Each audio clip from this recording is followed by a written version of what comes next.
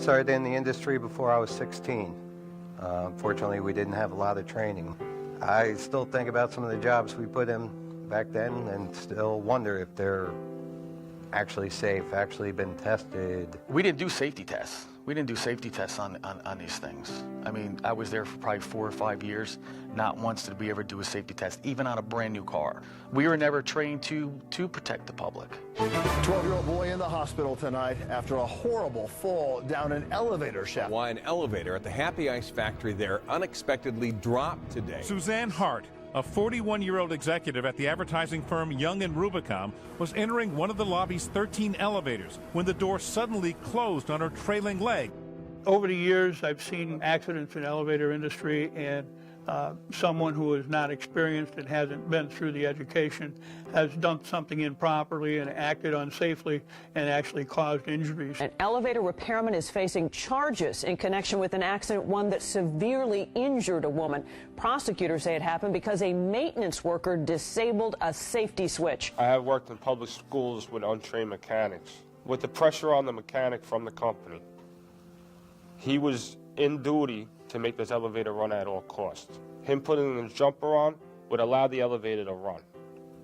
With the elevator running, these children are using this elevator without even knowing that there's a possibility of it crashing.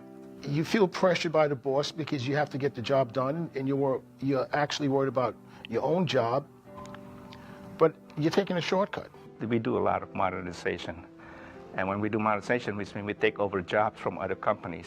And I go in there and I see things, and I see what they did is because they don't understand something, oh, let's just bypass this, let's just bypass that.